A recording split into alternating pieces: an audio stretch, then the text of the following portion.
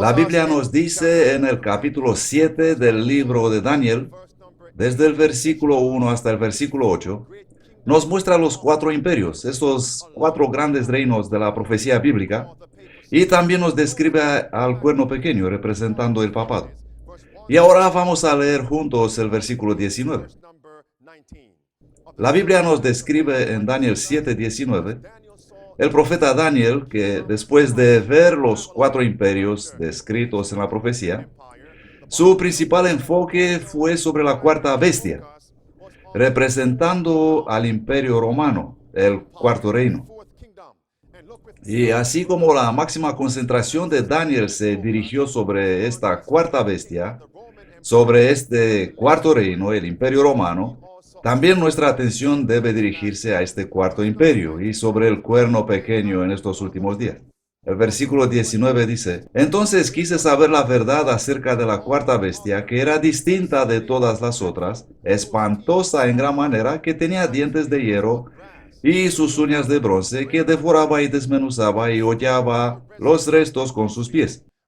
Vamos a leer juntos la primera frase del versículo 20 y también dice Daniel, quise saber acerca de los 10 cuernos que tenía en su cabeza y del otro que había subido, de delante del cual habían caído 3. La Biblia nos dice que el cuarto reino, el imperio romano, fue dividido en 10 cuernos distintos, en 10 diferentes naciones. Un cuerno en la profecía bíblica representa un reino, una nación. En las últimas semanas hemos hablado bastante sobre esto. Y os quiero preguntar ahora, ¿qué produjo la división del Imperio Romano en 10 naciones distintas? ¿Cuál fue la causa de esta división? Los ataques de las tribus bárbaras. Y la historia confirma esto. La causa del derrumbe del Imperio Romano fueron los ataques y los saqueos de las tribus bárbaras contra el Imperio Romano. ¿Y qué palabra es sinónimo con bárbaros? Terroristas. Por lo tanto, la división del Imperio Romano fue producida por los ataques de los bárbaros, por los ataques terroristas. A medida que estudiaba este asunto y repasando mis notas de estudio de la palabra de Dios, he preguntado al Señor qué hizo, qué provocó a esos bárbaros, a esos terroristas, colocarse en una posición de ataque. ¿Qué les hizo airarse y decidirse a atacar y destruir el imperio romano? Y probablemente no vais a poder creer lo que estoy a punto de compartir con vosotros, pero espero que lo tendréis en cuenta. La historia nos dice que los hunos, bajo el mando de Átila, ¿habéis oído alguna vez del Átila el Huno? Entonces los hunos estaban masacrando distintas zonas del mundo. Y como resultado, las masacres de los hunos causaron una masiva inmigración de refugiados. Y entre estos refugiados que emigraban, se encontraban también terroristas. Y la migración de esos refugiados trajo a la puerta del Imperio Romano a esas tribus bárbaras, las tribus germánicas, y a los vándalos que se colocaron ahora en posición de ataque para acabar con el Imperio Romano. ¿Acaso os suena eso parecido con algo que está ocurriendo hoy?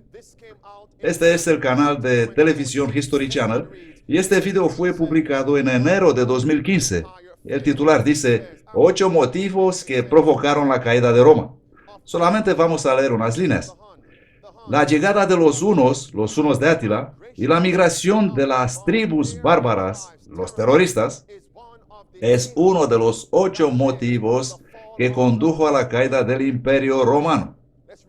Los bárbaros que atacaron Roma provenían parcialmente de la migración en masa provocada por los hunos. Y amigos, podemos cortar la palabra hunos y reemplazarla por la palabra ISIS o Boko Haram o Al-Qaeda. ¿Comprendéis cómo se repite la historia, amigos? Provenían parcialmente de la migración en masa provocada por la invasión de los hunos en los fines del siglo IV. Cuando esos guerreros euroasiáticos arrasaron el norte de Europa, ellos empujaron muchas tribus germánicas, entre los cuales los vándalos, hasta las fronteras del Imperio Romano. Y esto, amigos, fue la causa de la caída del Imperio Romano. ¿Y qué está pasando en estos momentos en el mundo, amigos? No se nos dice que ciertos terroristas están atacando y destruyendo vidas y propiedades de muchas personas en distintos lugares del mundo, en el Medio Oriente y en África. ¿Y no está esto provocando una migración en masa de refugiados? Y se nos dice también que los terroristas se están disfrazando ahora de refugiados y que esos terroristas están provocando masacres en distintos países de Europa. Y el más reciente fue ¿dónde? En París, Francia. Y ocurrieron también en otras partes del mundo. Esto es lo que está sucediendo ahora mismo. Esto nos demuestra, amigos, que esta migración de los refugiados, con esos terroristas disfrazados entre ellos, va a provocar la destrucción de las naciones, así como los conocemos hoy. Y el Papa salió a la escena y declaró, yo tengo la solución. Y por eso al Papa se le dará el título y el honor del líder del mundo. El diario Express News de Gran Bretaña del 19 de noviembre de 2015 relata en el titular la amenaza de los terroristas. Solo esperen, dice el diario. El Estado Islámico revela que han conseguido introducir clandestinamente miles de extremistas en Europa. Y eso me hizo volver a un artículo más antiguo que está circulando por todas las redes sociales y en los canales de YouTube, y que relata las declaraciones de un miembro de la ISIS, de Trinidad, de la isla Trinidad y Tobago. Y en estas tres fotos podemos ver varias personas de Trinidad. Sí, de aquellos países bonitos del Caribe. Ellos declaran que ahora se han unido a ISIS y que están preparados a provocar masacres en los países occidentales. Os quiero poner una pregunta, amigos. ¿Puede ser todo esto un caballo de Troya? ¿Puede ser esto una herramienta para todo este movimiento en contra del terrorismo, de los así llamados terroristas, que no se ha limitado solamente a Estados Unidos, África, Medio Oriente y Europa, sino que ahora también está en Caribe? Por lo tanto, si tenemos terroristas ahora en Trinidad y Tobago, ¿qué les impide entrar en Jamaica y en los demás países de la zona, en las islas del Caribe? Este es un movimiento a nivel mundial, amigos. Y muy pronto cada uno de nosotros se va a encontrar siendo perseguido, controlado y presionado. Podemos ver en estas fotografías a los así llamados miembros de ISIS, vestidos de negro, paseando tranquilos por esa playa, grabando ese video donde los hombres en uniformes naranja iban a ser decapitados. ¿Y dónde está el FBI? ¿Dónde está la CIA? Vamos, amigos, pensad. ¿Dónde está Google Maps? ¿Dónde están las agencias de seguridad cibernética? Están declarando por todas partes que pueden observar todo desde el cielo, que pueden mirar desde los satélites hasta la Tierra y ver incluso una moneda de 2 céntimos en el suelo. ¿Me quieres decir que no pueden encontrar a esos así llamados terroristas? ¿Me quieres decir que no pueden encontrar a esos así llamados terroristas paseando por la playa grabando videos de más de 30 minutos? ¿Creéis que ellos no saben quiénes son estos hombres? ¿Me queréis decir que sus videos pueden circular por todas las redes de internet, por Facebook, por YouTube y un montón de páginas web? Y ahora ellos dicen, no tenemos ni idea de quiénes son esos así llamados terroristas. Y esos así llamados terroristas están haciendo sus declaraciones afirmando, sí, nosotros hemos masacrado a esta gente. Y he visto un video con un hombre agitando su navaja delante de la cámara amenazando, después de París vamos a venir en Norteamérica, vamos a crear caos en América. ¿Me queréis decir que no podemos saber quiénes son esos terroristas? Pero os digo que si cualquiera de nosotros hace una llamada telefónica y pronuncia cualquier afirmación estúpida, no hagáis eso, ¿vale? Cualquiera que habla tonterías por teléfono en contra del gobierno, en 10 minutos, o como mucho en 30, tendrá su casa rodeada de todas las agencias y agentes del gobierno. ¿Y me quieres decir que esos así llamados terroristas pueden estar tranquilos por todos los medios de comunicación confesando sus crímenes en contra de la humanidad y el gobierno diciendo, no podemos encontrarlos, no sabemos quiénes son? Vamos, amigos, esta es una maquinaria de propaganda.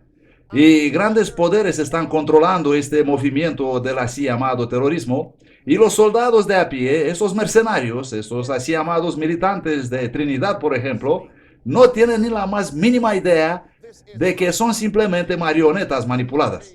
Vamos a ver algunas declaraciones, amigos. Este es el noticiario Russia Today Y el titular dice, el cerebro de los ataques de París presume de cuál fácil entró en Europa disfrazado de refugiado. Y la voz de quien grita más fuerte conduciendo a estas naciones a aceptar a los refugiados. Es la voz del Papa de Roma.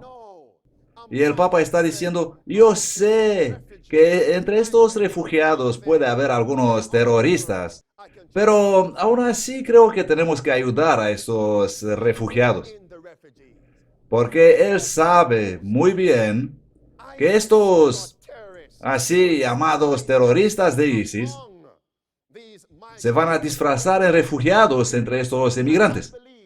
Y yo creo que estos así llamados bárbaros y terroristas se encuentran ya en Europa y en Norteamérica y en Caribe, pero ellos ahora pueden decir que por causa de esta emigración de los refugiados han penetrado los así llamados terroristas. Esta es una planificación del engaño, amigos. El Papa tiene miles de motivos para crear caos, para que después venga con sus supuestas soluciones. El noticiario Heraldo Católico dice, el Papa Francisco advierte sobre el peligro de infiltración de ISIS entre los refugiados. ¿Y qué dice Obama, amigos? Tenemos un titular de hace unos días, de 27 de noviembre de 2015. Obama advierte que tomará fuertes acciones en contra de los estados que rechazan a los refugiados sirios en Norteamérica. Aunque saben que entre estos refugiados puede haber así llamados terroristas, él está obligando a los estados a recibir a los emigrantes. Ya hemos visto este mapa de las noticias CNN que dice que 26 gobernadores han declarado que rechazarán aceptar refugiados. Y Obama está luchando con estos gobernadores diciéndoles que debe recibir a los refugiados si no quieren tener problemas. ¿Acaso qué está pasando, amigos? ¿Acaso está brotando una crisis en el horizonte? Tal vez así como en el pasado el Imperio Romano fue destruido por los ataques de los bárbaros y de los terroristas, ¿está el mundo hoy a punto de ser doblegado por estos supuestos terroristas? Y sobre todo este asunto, ¿quién se eleva como líder del mundo? El Papa de Roma. ¿Habéis oído algo de este documental que apareció hace unos pocos días llamado Con las puertas abiertas? En solamente pocos días hubo más de 4 millones de visualizaciones en YouTube. Y este breve documental está mostrando cómo los refugiados están traídos de Siria y de otros países musulmanes. Ellos los traen en grandes barcos y aviones repletos de refugiados y los conducen bien bonito en toda Europa, facilitando su paso en todos los países. Y a su paso por estos países, estoy hablando de décimos de miles de refugiados, a su paso por estos países están creando caos, están produciendo confusión en cada ciudad a donde llegan. ¿Os podéis imaginar, amigos? Si vives en una de estas ciudades, al mirar por la ventana de tu casa esa multitud, como una nube de langostas volando, miles y décimos de miles de personas llegando a estas ciudades.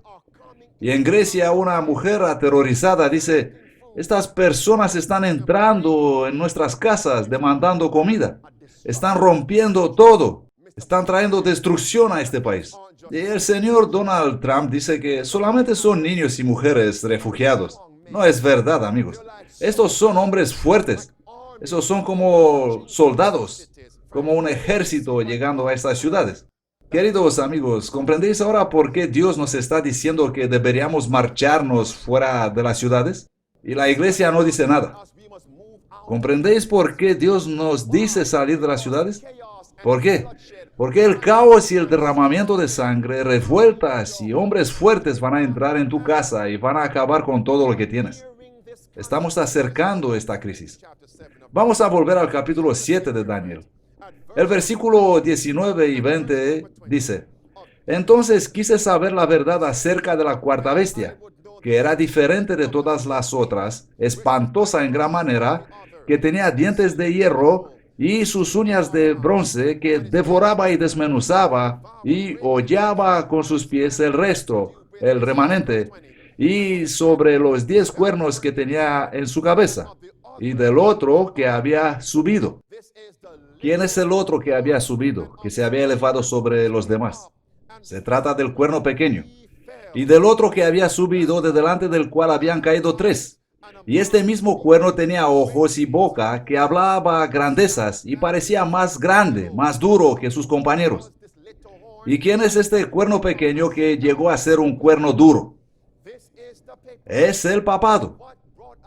¿Y qué hizo que el papado, desde un cuerno pequeño, llegue a ser un cuerno muy grande y duro? ¿Qué facilitó este crecimiento cuando Roma estaba siendo atacada por las tribus bárbaras? ¿Qué hizo el emperador Justiniano? El emperador Justiniano hizo del Papa de Roma el líder del mundo a fin de combatir los ataques terroristas, las tribus bárbaras.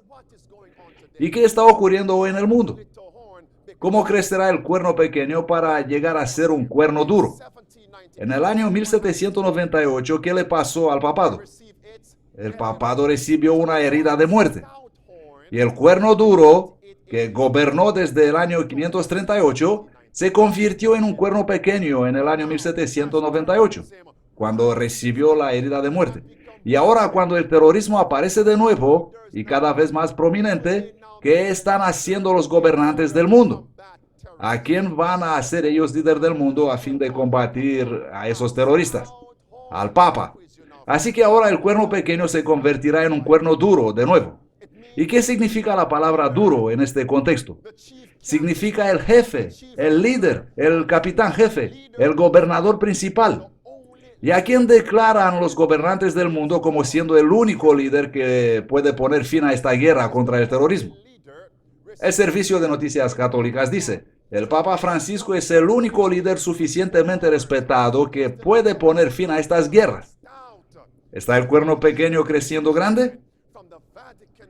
Amigos, quiero compartir con vosotros una declaración que viene directamente del Vaticano. Escuchadme con mucha atención, queridos amigos. Ellos dicen que en el periodo de los años 538, cuando los bárbaros, los terroristas empezaron a atacar y derrocar el Imperio Romano, el salvador del Imperio Romano fue el Papa León el Grande. Y luego, sí, ellos saltan unos cuantos siglos en la historia y llegan en los años 1960 y luego en 1989. Y sostienen que durante la Guerra Fría, cuando el mundo se confrontaba con grandes dificultades, el único líder que salvó el mundo de la calamidad y caos fue el Papa Juan Pablo II. ¿Comprendéis lo que estoy diciendo? Y estos días el Vaticano está declarando que para poder combatir el terrorismo, otro papa tiene que tomar las riendas. ¿Y quién es ese papa? El Papa Francisco.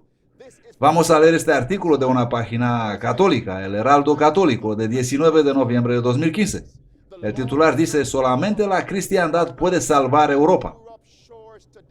Y luego leemos: el gran número de personas que llega a las orillas de Europa hoy, sean refugiados o emigrantes por razones económicas, y el malvado advenimiento de ISIS, como también de otros extremistas islámicos, ha conducido al historiador Neil Ferguson a comparar en el diario The Sunday Times el presente estado de Europa con la llegada de las tribus germánicas y de los hunos de Asia Central a las puertas de Roma en el siglo V. ¿Comprendéis lo que está sucediendo aquí? Lo cierto es que Roma fue salvada de los peores excesos de los vándalos y de los hunos por el Papa León el Grande. Y luego el Vaticano continúa diciendo: nosotros necesitamos también un Juan Pablo II cuyo papel en liberar los países del este y del centro de Europa de otra ideología extraña. Guardar estas palabras: ideología extraña. No necesita hoy repetirse. Por todos los medios posibles vamos a orar para un Benedicto o para un Wojtyla, el nombre real de Pablo II. Vamos a orar para este tipo de hombres en estos últimos días, amigos. ¿Qué ocurrió en 1989, amigos? ¿Qué maquinaron en 1989 para acabar con la así llamada ideología extraña? ¿Qué ocurrió en 1989 para combatir el comunismo? Juan Pablo II estrechó las manos con Ronald Reagan. Iglesia y Estado se unieron para combatir el comunismo. Y ahora ellos están diciendo que para combatir esta nueva ideología extraña necesitamos otra unión de la Iglesia con el Estado. ¿Comprendéis lo que está por venir? ¿Cuán cerca estamos de la imposición de la marca de la bestia? Y se declara al mundo entero que el Papa es el único que puede dirigir todo esto.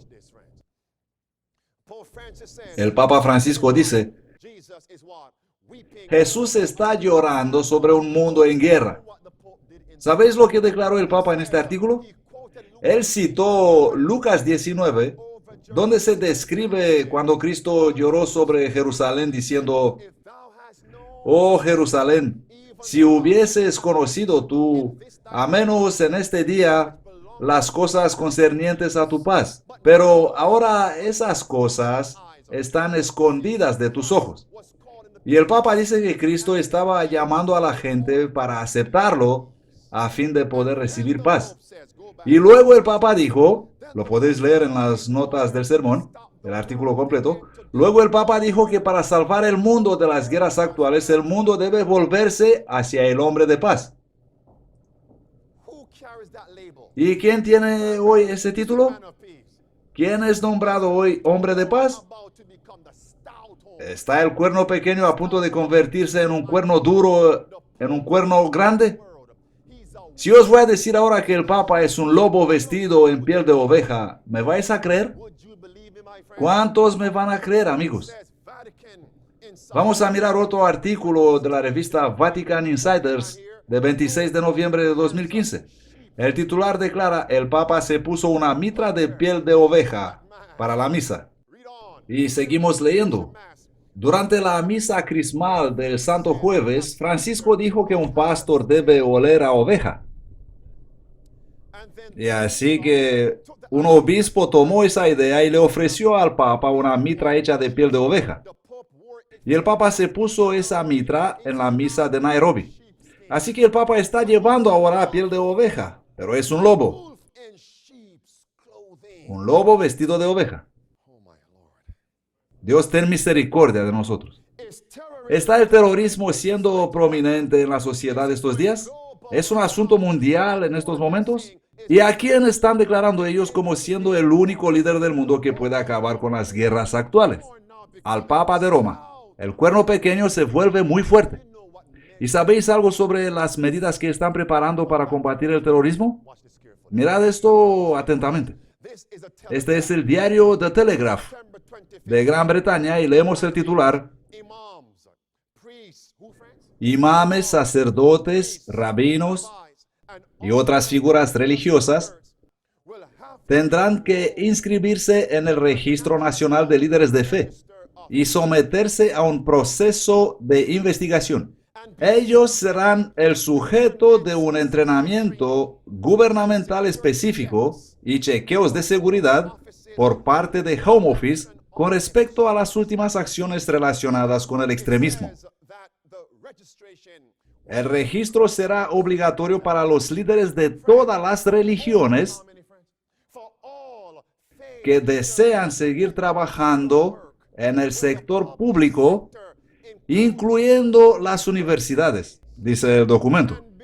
Y recordad que esta guerra con el así llamado terrorismo es simplemente una herramienta para preparar medidas de seguridad que muy pronto, cuando los líderes del mundo darán el poder al papado, el papado va a implementar en su guerra contra los santos del Altísimo.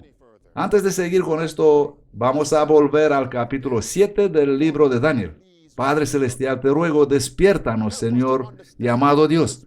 Ayúdanos a comprender cuán cerca estamos de la crisis final. Esto no es leche, queridos amigos, sino que esta es comida fuerte de la palabra de Dios.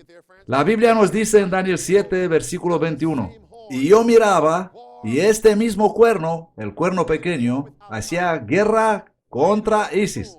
Hacía guerra contra Al-Qaeda. No dice eso. Sino que hacía guerra contra ¿quién, amigos? Contra los santos de Dios. ¿Y cuál es la principal característica de los santos de Dios?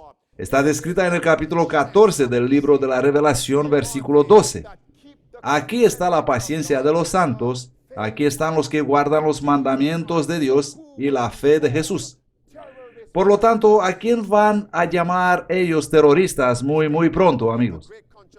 Tenemos la declaración en un texto del libro La Gran Controversia, página 592, donde se nos dice que el pueblo que guarda los mandamientos de Dios van a ser llamados extremistas o fundamentalistas o terroristas. Los pueblos van a pisotear la ley y el orden en la sociedad. En estos días se preparan medidas para combatir el así llamado terrorismo, pero muy pronto los que guardan los mandamientos de Dios van a ser llamados terroristas. ¿Fue Cristo Jesús un hombre pacífico? ¿Hizo él alguna cosa mala mientras estuvo en la tierra? Y aún así, amigos, ¿cómo lo llamaron? Le llamaron cabecilla de rebeldes. Le dijeron que está predicando en contra del César. Le acusaron de instigar alboroto en la nación. Y Jesús dijo, amigos, que el siervo no es más importante que su amo. Si ellos me persiguieron a mí, dijo él, lo mismo está viniendo para vosotros. Lucas 23, versículo 1 y 2, dice que le acusaron a Jesús. Hemos hallado que éste pervierte la nación. ¿Qué nos espera, amigos? Así que muy pronto cada iglesia, cada pastor que quiere mantener abierta la iglesia y seguir en su ministerio y seguir haciendo obra pública, tendrá que registrarse al Estado. ¿Cuántos de vosotros conocen la historia de Rusia durante el comunismo? En aquella época, en realidad, la iglesia obraba en ilegalidad y la iglesia apóstata estaba siendo registrada con el gobierno. Me hubiera gustado conocer más sobre eso, saber las cosas en profundidad y conocer el testimonio verdadero sobre las cosas que ocurrieron en Rusia en aquellos tiempos, en los tiempos de la Rusia comunista. Pero esto se va a repetir ahora, amigos. Así que muy pronto vamos a conocer a los que vendieron a Jesús por 30 piezas de plata. ¿Y quiénes son los que desean cerrar las puertas de las iglesias, de los edificios de culto? ¿Y quiénes serán los que desearán organizar iglesias en sus casas, iglesias hogar? ¿Cuántas personas van a atender las iglesias hogar? Ellos dicen que es obligatorio ir a un edificio que se llama iglesia. Muy pronto, amigos, así como dice la palabra de Dios, vamos a ser obligados a marcharnos en el desierto. Vamos a leer esta noticia. El diario Independent News de Francia relata: Francia declara estado de emergencia después de los asesinados en París. Esta decisión da a la policía el poder y la habilidad de mantener a la gente encerrada en sus casas sin juicio.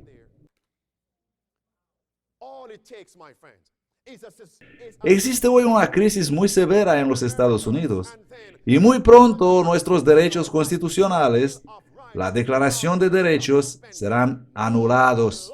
La ley marcial va a gobernar en todo el mundo.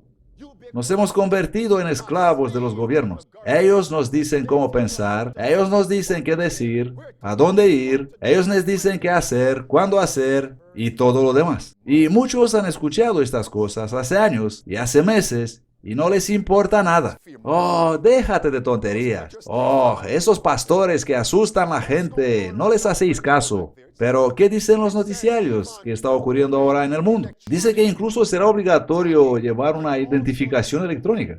¿Quién tiene estas cosas, amigos? Identificación electrónica.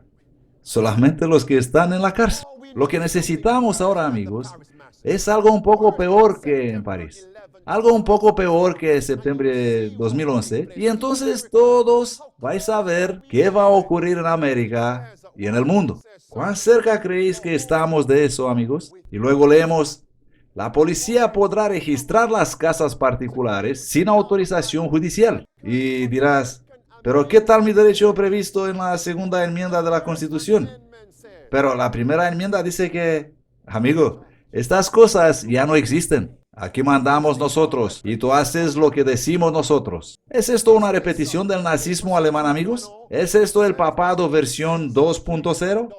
Así que la policía puede registrar las casas sin autorización judicial y tiene el poder de bloquear cualquier página web considerada problemática. Así que lo único que tienen que hacer ahora es poner sus agentes a trabajar y cualquier iglesia cualquier página de internet que está predicando la verdad presente bíblica, esas iglesias y esas páginas de internet van a desaparecer. Por eso nos están vendiendo ahora la propaganda como que los terroristas están usando las redes sociales y la red de internet para confesar sus crímenes. Por lo tanto, nosotros, el gobierno, tenemos que tomar ahora medidas y acabar con vuestros derechos de hablar y predicar libres y acabar con la libertad de la prensa también para que podamos cerrar esas páginas de los terroristas. Pero en realidad, amigos, ¿a quién quiere Satanás perseguir? A los que están predicando el mensaje de los tres ángeles del libro de la Revelación capítulo 14.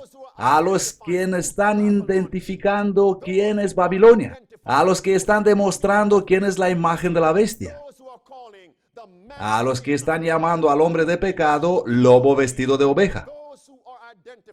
A los que están identificando la marca de la bestia. Esas iglesias y esas páginas de internet deben ser cerradas. Estáis causando diferencias y división en la sociedad. Ahora sois terroristas. ¿Comprendéis lo que está por venir, amigos? Y entonces vamos a ver quiénes son los Pedros. ¿Quiénes son los que van a negar a Cristo cuando vendrá la persecución? Y leemos a continuación: los grupos defensores de los derechos temen que esta decisión puede convertirse en permanente, permitiendo la extensión del poder de las autoridades en la vida habitual. Pero el gobierno francés declaró que este poder será necesario. Las autoridades tienen poder de bloquear las páginas de internet consideradas que incitan o abogan para actos de terrorismo. Y el Papa está declarando que terroristas son las personas fundamentalistas. Los que están provocando división son terroristas. Por lo tanto, ¿quiénes serán llamados terroristas en estos últimos días de la historia terrenal, amigos? ¿A quién van a llamar ellos terroristas? Al pueblo de Dios. Y ahora vamos a volver al capítulo 7 del libro de Daniel, al versículo 21. El profeta Daniel dice: y veía que este cuerno hacía guerra contra los santos y los vencía. ¿Y está estos días el cuerno pequeño convirtiéndose en un cuerno fuerte? ¿Está el Papa Francisco dirigiendo todos los asuntos de este mundo? ¿Y cuál es el tema principal que está él conduciendo? Los movimientos del cambio climático. El noticiario Crux, cubriendo todos los asuntos católicos, dice: el Papa Francisco suplica a todas las naciones a actuar ahora en el asunto del cambio climático. Y recién él dijo que si los líderes de las naciones que participaron en la reunión sobre el cambio climático en París entre 30 de noviembre y 13 de diciembre de 2015, si ellos no van a votar este proyecto de cambio climático, que no es otra cosa que una extensión de la encíclica papal Laudato Si, para combatir el cambio climático, si los líderes mundiales no van a votar ese proyecto, el Papa dijo que eso traerá consecuencias catastróficas. Este titular dice: Papa Francisco advierte contra eventos catastróficos si los participantes a la conferencia sobre el cambio climático en Francia fallan en proteger el medio ambiente. ¿Y quién es el que nos anima a seguir al Papa? El presidente Obama y el presidente de Francia, François Hollande. ¿Y cuál es la base de la encíclica papal Laudato Si? Para combatir el cambio climático. Para evitar estas calamidades, Papa está empujando a las naciones a imponer ¿qué? A imponer la ley dominical. Amigos, si ese proyecto de París será aprobado por la mayoría, significa que la ley dominical, junto con la persecución, está en la mesa de todas las naciones. Y únicamente lo que queda para ponerla en práctica es una crisis como las que tenemos. Y entonces las naciones harán efectivo lo que ahora tienen preparado. Ellos están diciendo ahora que, por ejemplo, debido a los incendios forestales, necesitamos descansar el domingo. El titular del diario University World News de 20 de noviembre de 2015 dice: el domingo es el día de descanso para los fuegos forestales. Por lo tanto, las calamidades serán el pretexto para imponer un día de descanso. ¿Y cuál es el día que ellos llaman día de descanso? Es el día del sol. Sunday en inglés, el domingo. Pero ¿es el domingo un día de descanso bíblico? No lo es, amigos. El día de descanso bíblico es el séptimo día de la semana, no el primero. Por lo tanto, lo que se necesita ahora son unas cuantas calamidades que, por supuesto, serán cada vez más frecuentes y más devastadoras. ¿Creéis que la ley dominical está muy cerca? Por esto el Papa Francisco está presionando a los líderes mundiales a votar sus proyectos. Y no es este el mismo Papa que dijo, creo que mi papado solo durará unos pocos años. Él tiene una misión. Pero el pueblo de Dios está en la cama roncando. Y el titular de otro noticiario llamado Business Standard declara, el domingo es también un día de descanso para los incendios forestales.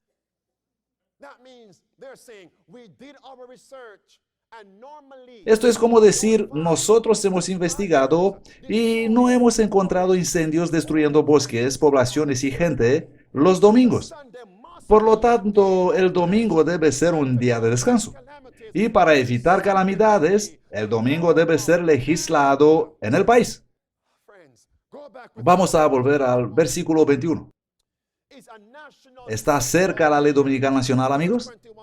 El versículo 21 dice, yo miraba y este mismo cuerno hacía guerra contra los santos y los vencía.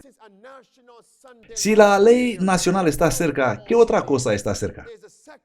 ¿Está cerca la segunda venida de Cristo? ¿Está el Señor a las puertas? El versículo 22 dice, este mismo cuerno hacía guerra contra los santos y los vencía, hasta que vino el anciano de días y se dio el juicio a los santos del Altísimo. Y vino el tiempo que los santos poseyeran el reino. Estamos muy cerca de la ley dominical nacional. Y estamos muy cerca de la persecución contra el pueblo de Dios. ¿Cuán cerca estamos de la segunda venida de Cristo? ¿Es esta la bendita esperanza? Pero tendremos que pasar por la persecución. Versículo 21. Este mismo cuerno hacía guerra contra los santos y los vencía. En otras palabras, algunos de los fieles de Dios van a ser mártires. ¿Estáis listos para esto, amigos? Y algunas personas dicen, oh, el papado no va a dominar el mundo otra vez. No va a perseguir el pueblo de Dios de nuevo. Pero acabamos de leer en la Biblia que el mismo cuerno, el pequeño, hacía guerra contra los santos y los vencía hasta vendrá Jesús, amigos. Entonces deberíamos ver cómo el cuerno pequeño está creciendo y fortaleciéndose, obteniendo otra vez el poder sobre el mundo. ¿No vemos las naciones como están poniendo el liderazgo mundial en las manos del Papa Francisco, llamándolo líder mundial? Claro que lo podemos ver. La persecución vendrá de nuevo para el pueblo que guarda los mandamientos de Dios. ¿Cuán cerca estamos? Padre Celestial, te ruego envíanos más poder del Espíritu Santo. Despierta nuestras mentes para que no solo digamos amén, amén. Es bueno estar de acuerdo, sí, pero debemos ir más allá de amén y decir, Señor, ¿estoy yo preparado para eso? Señor, hazme tú preparado. Ayúdanos no ser como Pedro, tan presumidos, diciendo, aunque todos te abandonarán, yo no te voy a abandonar. Pero al llegar la crisis, Pedro te abandonó. Pedro te negó a ti y la verdad 3 veces. Señor, despiértanos ahora, te rogamos en el nombre de Cristo. Vamos a leer Juan capítulo 21. ¿Se acerca el martirio? Amigos, quiero deciros que este es un mensaje muy personal. Hoy por la mañana estaba haciendo mi estudio bíblico y le decía a mi esposa también, estaba intentando evitar este pensamiento, alejar de mi mente lo que Dios me dijo a lo largo de toda la semana hasta hoy, pero el Espíritu de Dios me trajo una y otra vez de vuelta aquí. Dios nos quiere decir esto. Vamos a leer juntos Juan 21. Vamos a leer el versículo 18. ¿Qué le dijo Cristo a Pedro? Le dijo que iba a ser mártir. Juan 21, 18. De cierto te digo, Pedro, cuando eras más joven, te ceñías e ibas a donde querías. Pero cuando ya seas viejo, extenderás tus manos y te ceñirá otro y te llevará a donde no quieras. Esto dijo Jesús, dando a entender con qué muerte había de glorificar Pedro a Dios. Y dicho esto, Cristo le dijo a Pedro, sígueme. Entonces Cristo le dijo a Pedro que iba a morir como mártir para él. Y los historiadores dicen que pusieron a Pedro sobre una cruz, preparándose para crucificarlo. Y entonces Pedro dijo, no merezco ser crucificado igual como lo fue mi Señor. Y mirando en los ojos de su verdugo, le dijo, ponme al revés, por favor. Pedro, vas a ser mártir para mí, dijo Cristo. Sígueme, Pedro. ¿Y cuál es la aplicación para nosotros, amigos? ¿Qué está diciendo Dios a los que permanecerán fieles a Él en estos últimos días? Todos los que vivirán piadosamente en Cristo Jesús padecerán persecución. Segunda Timoteo 3, versículo 12. ¿Y qué nos dice el capítulo 13 de la Revelación, versículo 15? Y le fue dado que diese vida a la imagen de la bestia, para que la imagen de la bestia hablase, e hiciese que todos los que no adorasen la imagen de la bestia sean asesinados. ¿Es esta una promesa de Jesús? ¿Estamos nosotros acercando esa crisis, amigos? ¿Van a ser los fieles de Dios perseguidos por vivir en justicia? ¿Habrá también mártires por la verdad de Dios? Pero, ¿qué nos dice también Cristo? ¿Qué le dijo él a Pedro al mostrarle su fin? Sígueme. Y mientras veníamos hacia aquí con la familia para compartir esto con vosotros, ¿qué dijo mi hijo Cristian? ¿Qué dice la Biblia? Cristo dice en el segundo capítulo de la Revelación, sé fiel. Vamos, amigos, decidlo todos. El versículo 10. Sé fiel. No así, amigos, vamos, no así. Con más ánimo. ¿Qué nos dice Cristo? Sé fiel hasta la muerte, y yo te daré la corona de la vida. ¿Os podéis colocar en el lugar de Pedro? Pedro, vas a morir como mártir para mí. ¿Qué pasaría entonces con tus pensamientos? Con tu mente, con tu cuerpo. Creo que habrá temblor y ondas de choque en tu cuerpo, amigo. Pedro, vas a morir como mártir para mí.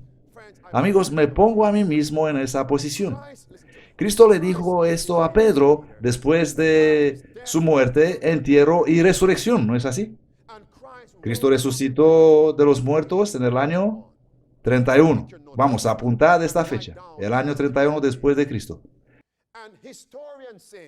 Y los historiadores dicen que Pedro murió en el tiempo de la persecución de Nero, en el año 67 después de Cristo. Cristo le había dicho en el año 31, Pedro, vas a morir como un mártir por mí. Y Pedro murió en el año 67. ¿Cuántos años hay de diferencia? 36 años. Así que durante 36 años, ¿cuál creéis que fue el pensamiento más frecuente de Pedro? Por 36 largos años. Las palabras de Cristo sonaban en sus oídos. Pedro, vas a morir como un mártir por mí. Durante 36 años. Pero hoy día hay muchos que al escuchar la verdad presente no quieren oír nada sobre la persecución. Vamos mejor a hablar de cuánto me ama Cristo. Pero por 36 años Pedro tuvo que vivir con esas palabras. Pedro, vas a morir como un mártir por mí. Y no existe ningún registro que diga que Pedro intentó evadir esa predicción, sino que él sí murió como mártir para Cristo.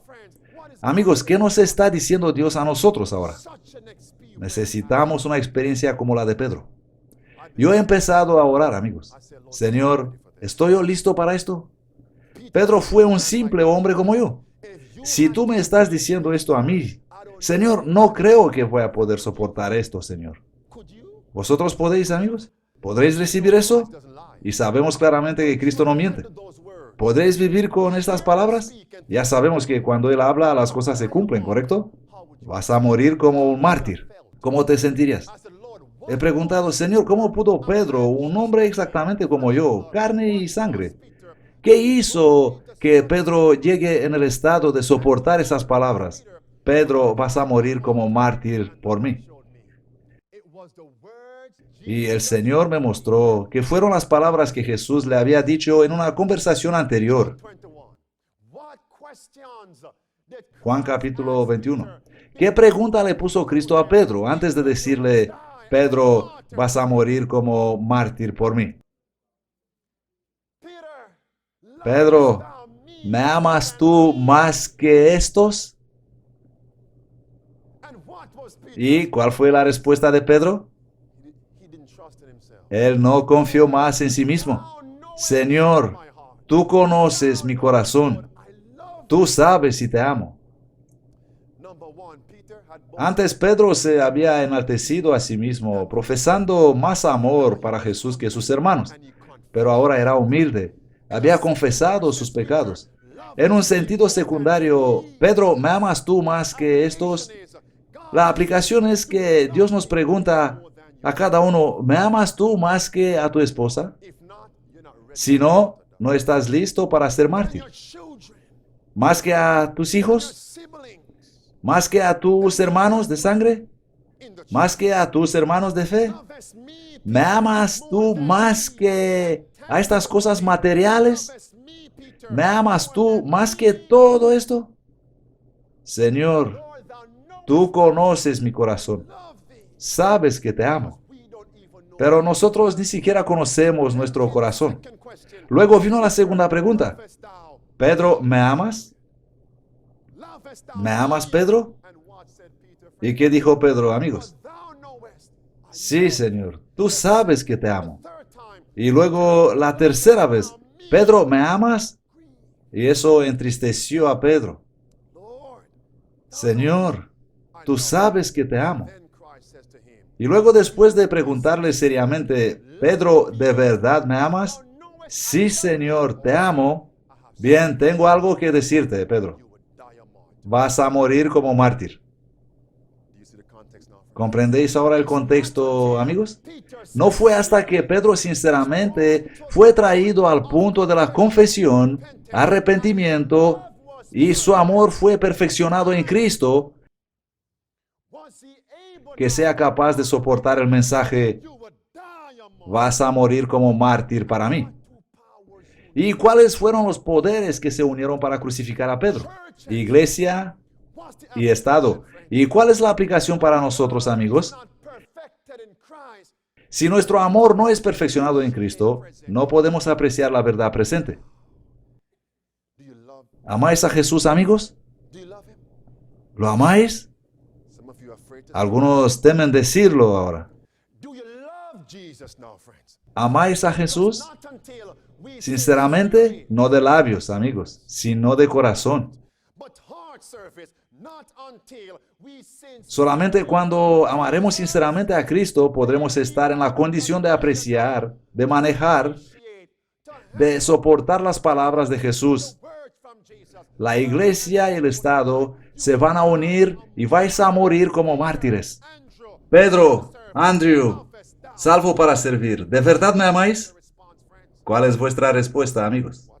¿Qué podéis decir? ¿Tenéis miedo?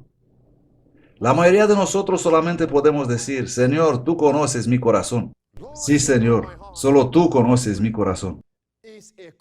Amigos, se acerca la crisis. ¿Podemos evitarla?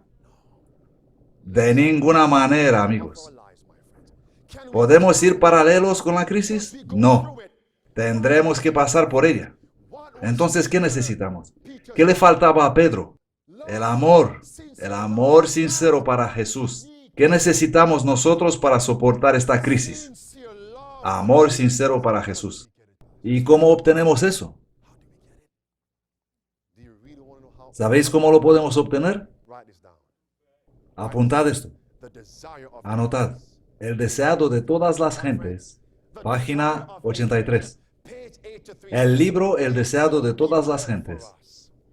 En la página 83 se nos dice: sería bueno que dedicásemos cada día una hora de reflexión contemplando la vida de Cristo. Deberíamos tomarla punto por punto y dejar que la imaginación se posesione de cada escena, especialmente de las finales. ¿Especialmente cuáles, amigos? Las escenas finales.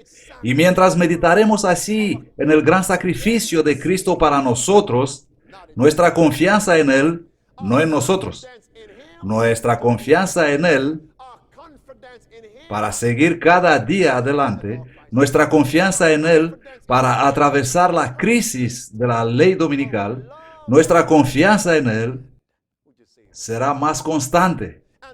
Nuestro amor para Él se reavivará y quedaremos más imbuidos de su espíritu. Entonces, ¿cómo podemos recibir el amor sincero para poder soportar la persecución y el martirio? Debemos dedicar esa hora de reflexión solemne cada día sobre la vida de Cristo. He pasado por la panadería esta mañana, por la panadería celestial, amigos. He tomado de esos 12 panes. Les he compartido con mi familia. Y este asunto volvió más presente en mi mente de nuevo. Cuando contemplamos las escenas finales del ministerio terrenal de Cristo, lo vemos siendo golpeado por el diablo de todas partes.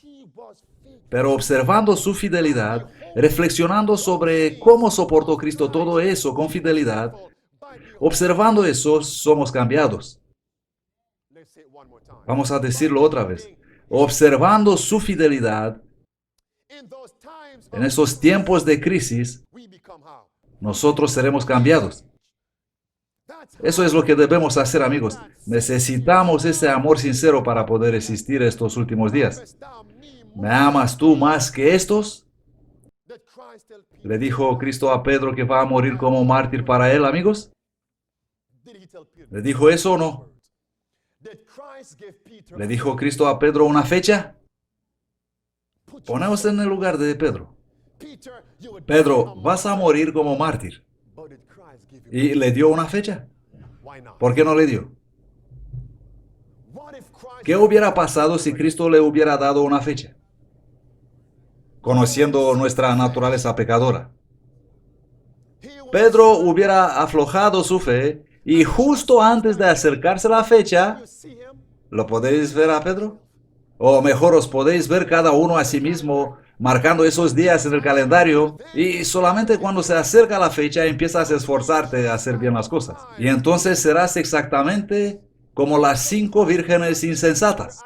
Entonces Cristo no le dio una fecha a Pedro y eso fue mucho más agobiante para la mente de Pedro. Sabiendo que Jesús le había dicho que un día va a morir como mártir para él, pero no te diré cuándo será eso. Tú sígueme. Entonces, ¿cómo tuvo Pedro que vivir cada día?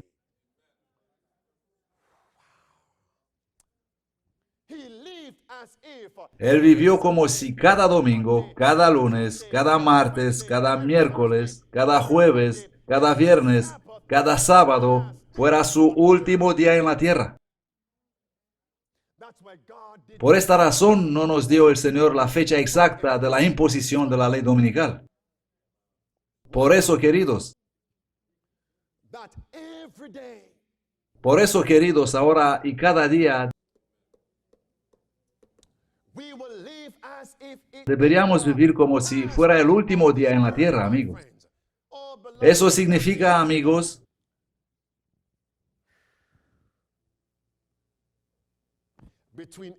entre el año 31 después de Cristo y el año 67 cuando murió Pedro, ¿cuántas veces fue Pedro encarcelado? ¿Y acaso qué pensaba él entonces? Esto es tremendo, amigos. ¿Qué pensaba Pedro en esos días en la cárcel? ¿Serán estos mis últimos momentos de vida? ¿Comprendéis, amigos? Pero ¿cuál era su actitud mientras estaba en la celda? ¿Qué sentía y qué pensaba Pedro? No sentía miedo. No, en absoluto. Pedro confiaba en Cristo. Oh, queridos amigos, el mismo Dios que predijo mi muerte me puede guardar según su voluntad.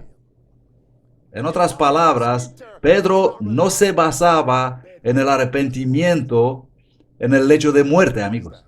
¿Qué significa eso? ¿Qué significa el arrepentimiento en el lecho de muerte? ¿Qué significa eso, amigos? Escuchadme, anotad esto. Yo lo puse en las notas del sermón. Primer volumen de Testimonios para la Iglesia, página 81. Se me recordó obligatoriamente el arrepentimiento en el lecho de muerte, dice la profeta de Dios. Algunos se sirven a sí mismos y a Satanás durante toda su vida, y luego cuando la enfermedad los domina y el temor de la incertidumbre está delante de ellos, manifiestan cierta tristeza por el pecado y tal vez se muestran dispuestos a morir. Y sus amigos les hacen creer que se han convertido genuinamente y que están listos para el cielo. Pero si estas personas recuperarían la salud, seguirían siendo tan rebeldes como siempre. Por eso el arrepentimiento en el lecho de muerte es jugarse la salvación, amigos. Cada día deberíamos vivir como si fuera nuestro último día en esta tierra. En el libro Ministerio de Salud, en la página 502, se nos dice, hay un cuadro que representa un joven buey. ¿Un qué, amigos? ¿Qué es un joven buey? Bien, un novillo, parado entre un arado y un altar. ¿Para qué sirve un altar? Con la inscripción del cuadro, dispuesto para uno u otro, listo para trabajar duramente en el surco o para servir de ofrenda en el altar del sacrificio. Tal es la actitud de todo verdadero hijo de Dios. Entre el arado y el altar de sacrificio. Si el Señor dice hoy, ve al arado, bien, Señor, estoy dispuesto por tu gracia a trabajar para ti. Y si Él dice, hoy sacrifica tu vida. Sí, Señor, estoy dispuesto a morir para ti hoy. Tal es la actitud de todo verdadero hijo de Dios. Ha de estar dispuesto a ir donde lo llama el deber, a negarse a sí mismo y a sacrificarse por la causa del Redentor. Pedro vivió cada día como un novillo entre un arado y un altar, como si ese día fuera su último día en la tierra. Pedro, vas a morir como mártir. Pero tú sígueme, Pedro. Vamos a leer el capítulo 2 del Evangelio según Lucas. Padre Celestial, Señor, tú me has dado este pan. Alimentanos ahora a los que estamos hambrientos, Señor. Ayúdanos a recibir la verdadera experiencia necesaria para resistir cada día y cuando la crisis que se acerca será una realidad. Bendícenos, te rogamos, en el nombre de Jesús. Vamos a leer el capítulo 2 del Evangelio según Lucas. María llevó a Jesús siendo bebé al templo para dedicarlo a Dios. ¿Y qué le dijo Simeón a María con respecto a Jesús? Oh, amigos, veamos esto.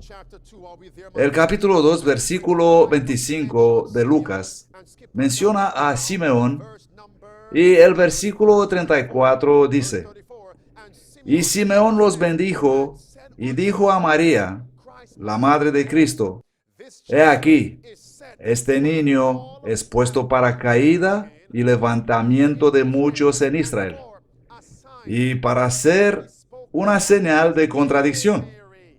Sí, María. Y una espada traspasará también tu propia alma. La palabra clave es también. Por lo tanto, ¿qué le dijo Simeón a María?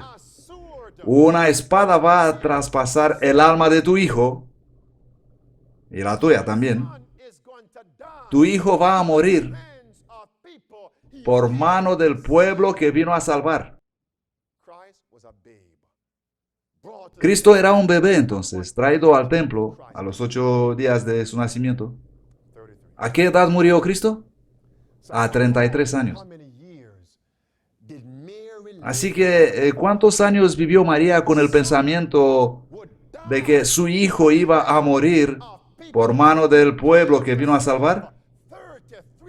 33 años. ¿Y cuál es la aplicación? Padres, mirad a vuestros hijos, especialmente a los más pequeños. La crisis se está acercando. ¿La podéis ver? Es tan cerca que la podemos tocar. Tu propio hijo, tu propia hija puede morir como mártir. Esta es una realidad. Y María tuvo que vivir con esto, amigos, por 33 años. Tu hijo va a morir por mano del pueblo que vino a salvar. Y he preguntado a Cristo, Señor, ¿qué hizo María para llegar a conseguir el poder de soportar esas palabras? ¿Qué le dio ese poder a María? ¿Qué pasó en su vida? ¿Os recordáis cuando el ángel vino a María y le dijo, María, ¿vas a tener un hijo? Y el ángel le dijo también, el Espíritu Santo estará sobre ti cuidando todo este asunto. ¿Qué dijo María en Lucas 1:38? Ella dijo, he aquí la sierva del Señor.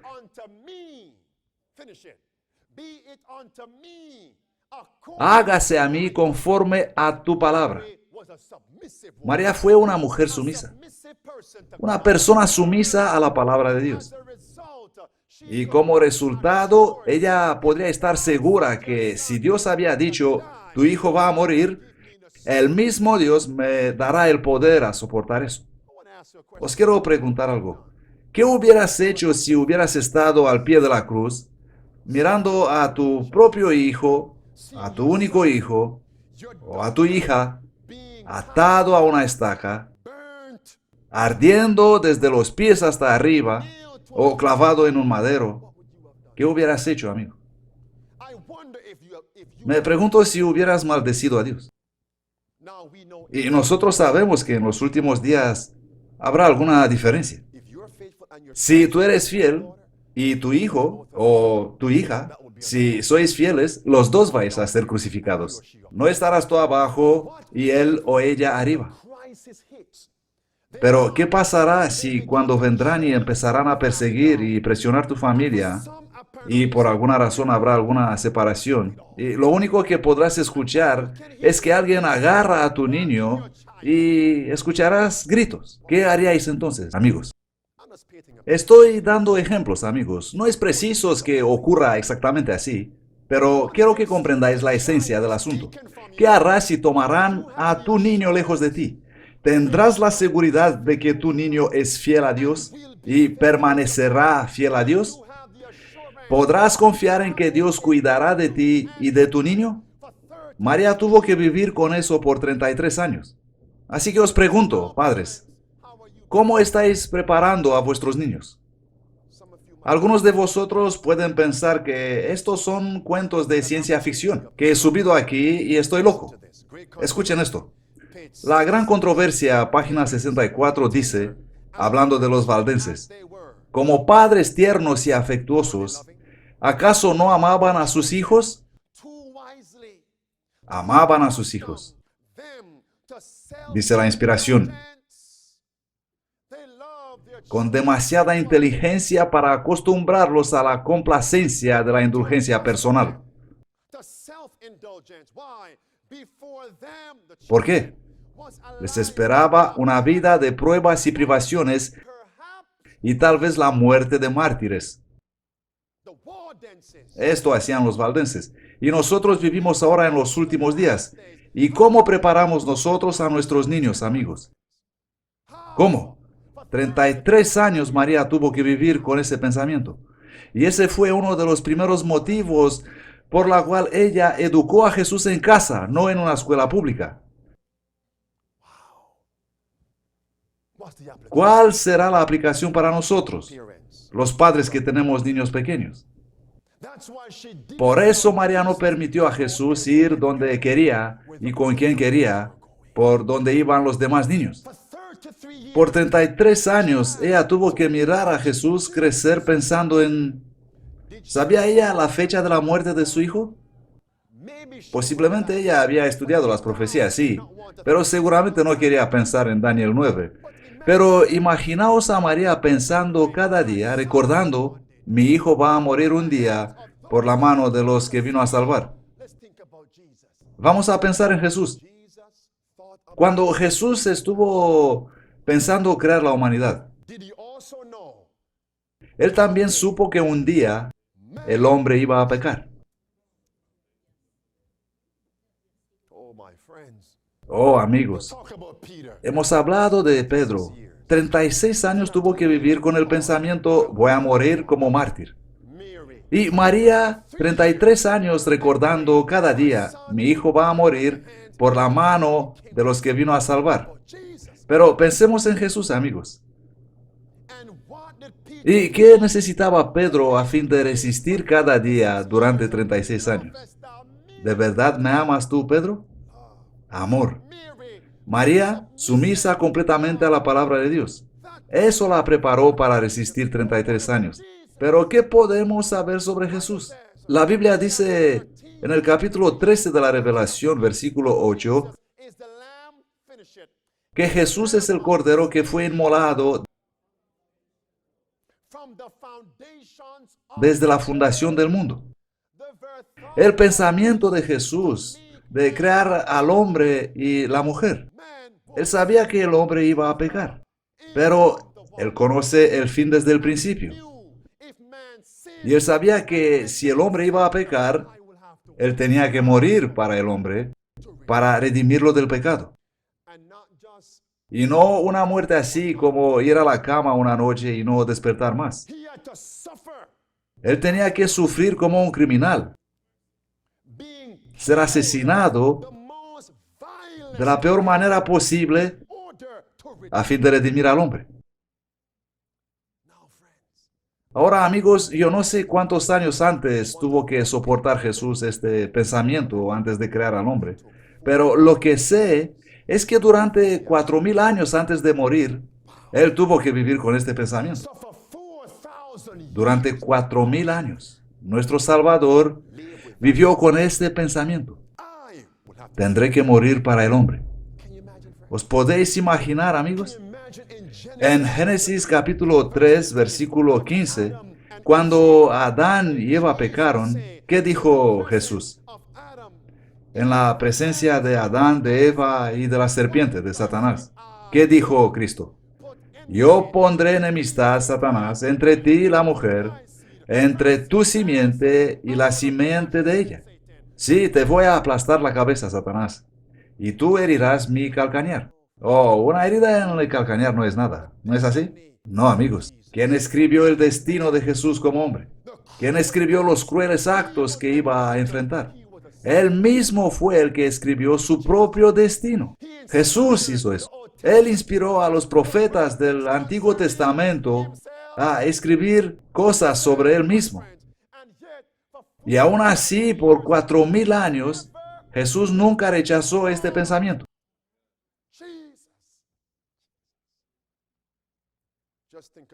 Pensad ahora qué sintió él cuando vino al templo. Se nos dice que él vino de Pascua a Jerusalén cuando tenía 12 años. Y entonces fue cuando vio por primera vez ese cordero siendo sacrificado. El inocente para el vil. El inocente para el pecador. El manso y el humilde, el sin mancha para el culpable y el arrogante. Por primera vez, él se dio cuenta que esa era su propia vida. Por eso le dijo a Pilato cuando le preguntó, ¿eres tú rey? Tú dices que soy rey, y para este fin he nacido. Y por 33 años, o bueno, digamos que desde 12 a 33 años, Jesús nunca pensó en dar atrás. Jamás. Ni siquiera cuando el dolor, cuando el peso del pecado, ¿los pecados de quién? Amigos, Jesús soportó el peso de los pecados de todos y cada una de las personas que nacieron en este mundo. ¿Cuánto peso era eso, amigos? ¿Cuántas personas hay en el mundo ahora? Dicen que más de 7.000 millones. Ahora, ¿qué edad tiene la Tierra? Aproximadamente 6.000 años. ¿Cuántas personas hubo en la Tierra en el pasado? Y para cada uno Jesús tuvo que recibir el castigo. Él soportó un sufrimiento atroz. Él soportó la segunda muerte para nosotros. Y se nos dice que cuando Cristo bajó en los brazos de la muerte, en aquella tumba, Él no vio la luz al final de ese túnel. No, amigos. Él murió confiando en la palabra de su Padre para resucitarle. Como ser humano, Él no dijo, bueno, voy a morir, amén, y luego voy a volver aquí sin problemas. No, amigos. Él murió como morimos todos sin saber precisamente si vamos a resucitar. Humanamente hablando, Él tuvo que confiar en el Padre. Pero Él recibió el castigo de la segunda muerte para nosotros. Y nunca lo pensó dos veces, amigos. Me pregunto, ¿qué lo hizo ser tan decidido? Y tan consagrado, tan dedicado, que dijo, aunque tendré que pasar por esto, para esta gente, el amor, amigos. El amor. El amor, amigos. Romanos 5, versículo 6, 7, el versículo 8, la Biblia dice, Dios demuestra su amor para con nosotros en que cuando todavía éramos pecadores, Cristo murió por nosotros. Porque cuando aún éramos débiles, al tiempo acordado, Cristo murió por los impíos. Dios demuestra su amor. Él nos recomienda su amor.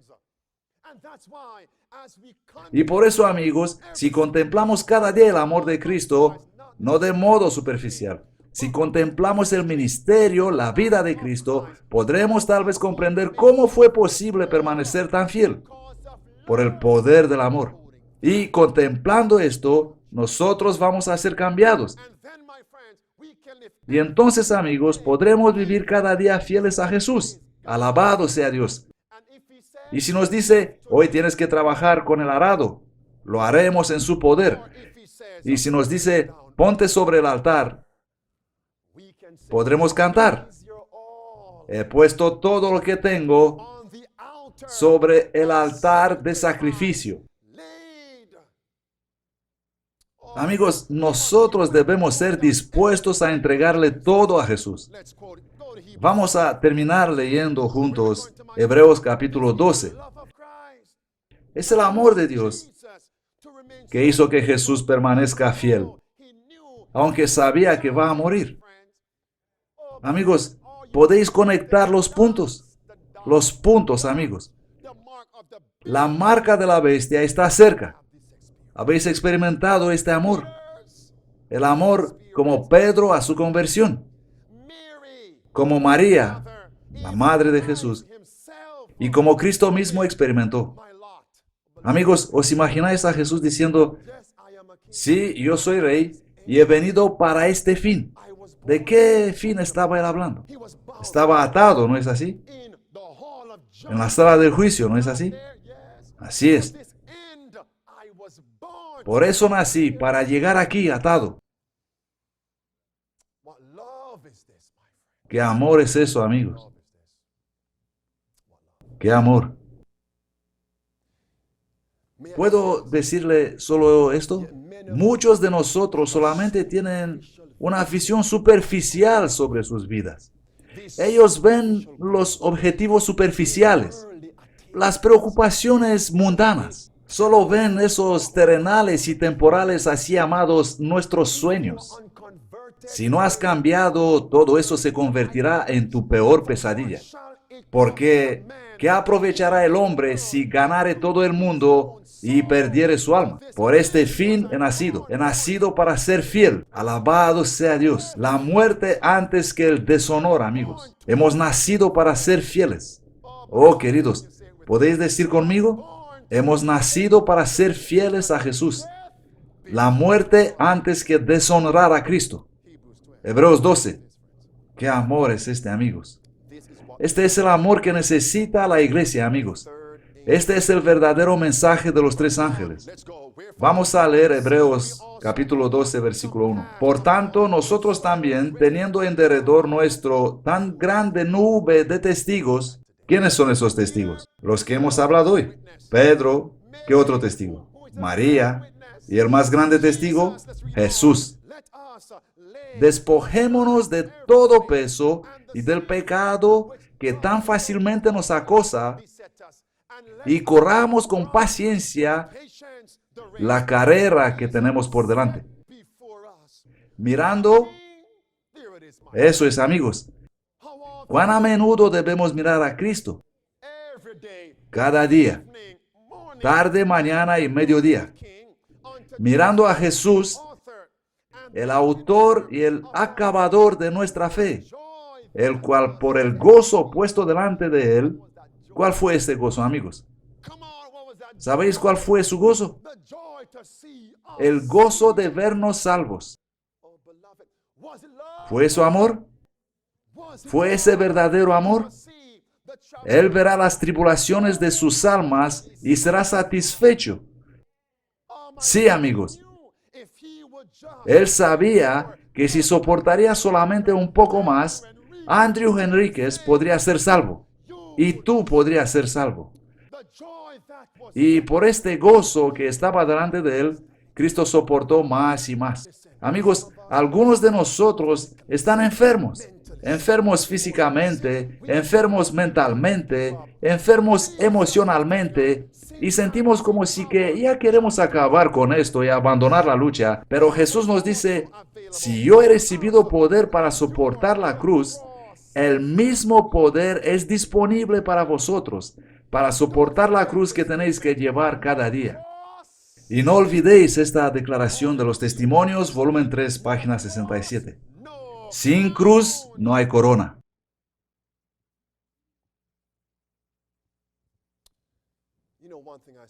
¿Sabéis lo que veo aquí, amigos?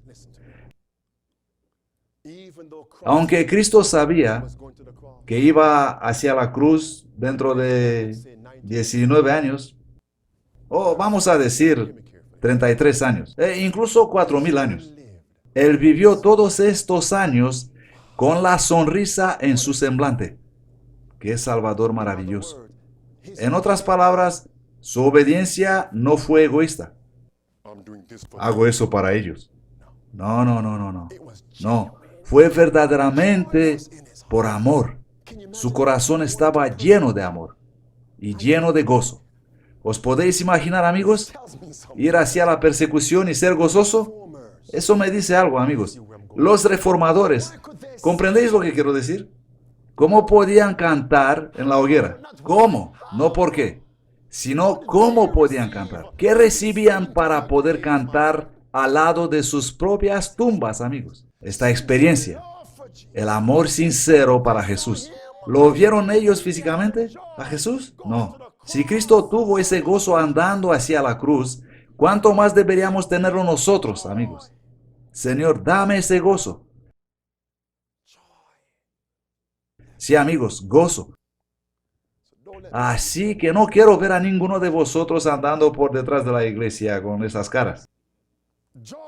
El gozo debe verse en vuestros semblantes, amigos. Hago un paréntesis. No quiero ver por aquí caras fruncidas, amigos. No importa qué tipo de cruz estás llevando, tu cruz nunca será más pesada que la cruz de Jesús. Y como hombre, Él recibió poder de su Padre y nos prometió a nosotros el mismo poder. Y con el poder, también el gozo. Decid conmigo, amigos. Gozo, gozo en Cristo Jesús. Dice la Biblia, mirando a Jesús, el que inicia y el que perfecciona nuestra fe, el cual por el gozo puesto delante de él. Paremos un poco aquí de nuevo. No dice que tenía puesta una cruz delante de él. ¿Qué estaba Jesús viendo delante de él? ¿La cruz? No, el gozo. A él no le importaba la magnitud de la crisis, porque él solamente veía que gozo. ¿Por qué? Porque de cada tribulación vendrá una bendición. Padre Celestial, te ruego que nos animes. Estamos acercándonos de casa.